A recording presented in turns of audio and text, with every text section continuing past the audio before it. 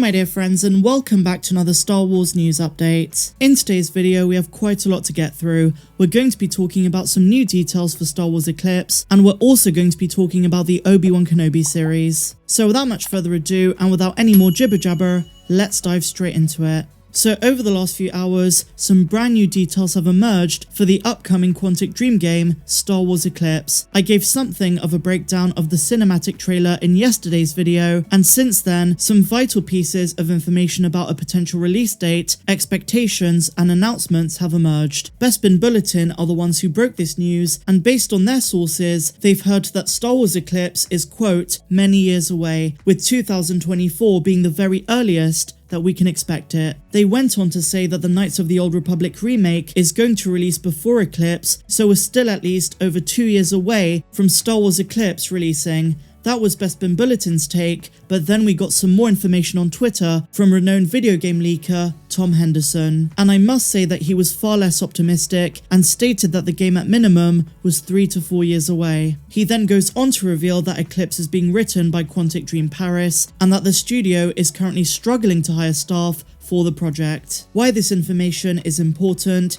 is that Quantic Dream Paris writing the game means that David Cage is almost certainly going to be involved, and naturally this has upset the fandom. Now, I don't want to go into the controversy surrounding him, it's pretty obvious and all over the internet at this point, and I just want to focus on the game itself. But it was something that Henderson pointed out. He also mentioned that the engine the studio is using is Quantic Dream engine, which wasn't built for open world gameplay. According to a report from Kotaku earlier in the year, Star Wars Eclipse is possibly open world, and the reveal trailer almost seems to imply that. Kotaku also mentioned that the game would feature multiplayer elements and would not follow previous Quantic Dream games by being QuickTime event heavy. So a bit different from Detroit's Become Human and Heavy Rain, but instead, the game would feature more traditional action gameplay. Star Wars Eclipse has the official description as an action-adventure multi-character branching game set during the High Republic era. During the playthrough, you'll use an ensemble cast of charismatic playable characters, each with their own personality, morality, motivations, and impact upon one another. And in the typical Quantic Dream style, as the player, you will have to make choices that have various consequences and various outcomes. So the iconic branching narrative style is still going to remain. Now, the big question, which I briefly touched upon in yesterday's video, is what are Lucasfilm aiming to achieve with this game? What is the end goal? And more specifically, how does it connect to the wider High Republic story? I have a theory which I've seen others point out, that this game is going to heavily tie in to the Acolyte, which is set to release before this game in 2023. The Acolyte takes place in the final days of the High Republic, and as such, Eclipse will feature many of the characters, planets, and species that Leslie Headland has planned for her series. Notably, the emerging mysterious figure at the end of the trailer and the grey-skinned alien species, which a lot of people have different theories about. We know that the Acolyte is a dark side-oriented show, and if it's going to connect to Eclipse, then it's safe to assume the game will also take place in the final years of the High Republic, which is just 50 years before the events of the prequels, as opposed to 200 years, which would be the start of the High Republic. So this is going to be right at the end, just 5 decades before the Phantom Menace.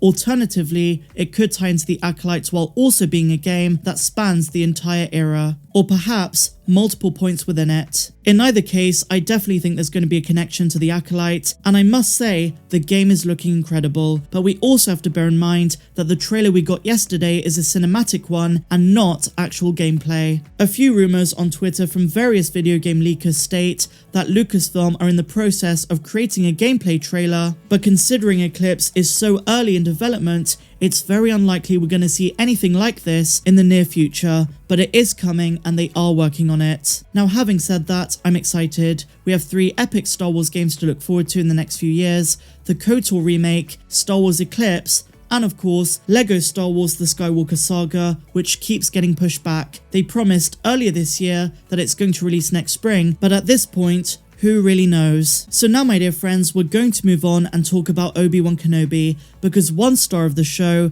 O'Shea Jackson Jr., who we still don't know who he's going to be playing, has stated that he reads Star Wars fan theories online and it makes him want to share the true secrets of the series. Let's dive into it. It's quite comical, while also making you really excited for the series. While speaking with Screen Rant for the Roku comedy series The Now, O'Shea Jackson Jr. opened up about the highly anticipated Obi-Wan Kenobi. When asked about keeping the franchise's secrets to himself, the star described it as so hard, and teased that seeing Star Wars fan theories online makes him want to share the show's secrets. In his own words, he said, "It's so hard. It's so hard because like anything that I'll read or see on the internet, I just want to be like, you don't even know. You don't even know what's going to go down. All these guesses and people going down the wrong rabbit hole. It's funny to watch. But as soon as I get the green light, I might do a 2-hour special talking about everything."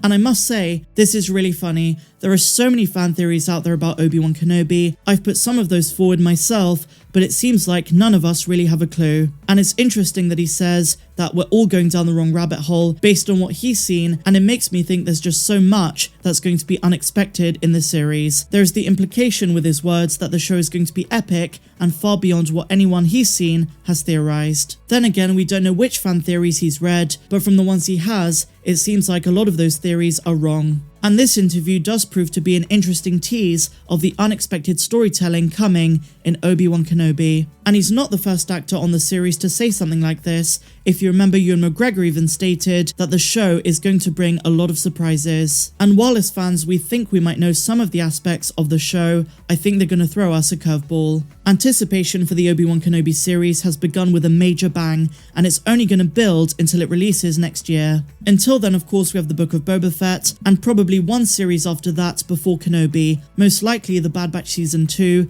given that Andor is going to be released later in the year, and the Mandalorian in October. Now, speaking of the Book of Boba Fett, we have a new tease by Ming-Na Wen for the series, and that is our final topic of this news update. When asked if the show is going to be a Western, she said no, it's actually going to be more like The Godfather than what you might expect for a Mandalorian spin-off. Let's see what she had to say. Wen recently spoke with Entertainment Weekly about the series, with the outlet detailing if The Mandalorian is a planet-hopping gunslinging Western. Wen describes Boba Fett as more like a take on gangster movies like The Good, the Bad, the Ugly, and of course, The Godfather. Given that the Book of Boba Fett is a spin-off from The Mandalorian, it would be very easy to assume that it's also going to embrace a Western tone. But Ming-Na Wen has highlighted a stark contrast in tone between The Mandalorian Season 2 and the Book of Boba Fett. So while it is the next chapter in the Mandalorian story overall, and while we should see it as The Mandalorian Season 2.5, it is going to be explicitly its own thing, with a standout tone that is different to The Mandalorian, which I think is going to be refreshing and new, and I really love that. And even though Ahsoka has not begun production yet, I think that series is also going to be different to the Western style of The Mandalorian. And let's be honest, that's pretty much a given. Even though we don't know anything about the plot yet, we can assume it's going to be a live-action sequel to Star Wars Rebels and have more of an ethereal feel to it. We are now just 18 days away from the Book of Boba Fett dropping, and I can't wait. As always, my dear friends, I will be doing full episode breakdowns, giving you my analysis, and as always, we're going to share that magic together. So if you've not done so already, please be sure that you're subscribed, hit the notification bell to be alerted every time I post a video, and if you enjoyed this one, please be sure to give me a big fat thumbs up. Let me know your thoughts of everything we spoke about in the comments down below. Let me know your thoughts on Star Wars Eclipse. What do you make of O'Shea Jackson Jr.'s comments on the Kenobi series and fan theories? And Ming-Na Wen teasing that the Book of Boba Fett is going to be something very different to what we expect. I'm wishing you all an amazing day no matter where you are in the galaxy. I'm Star Wars Meg, and I'll see you in the next one.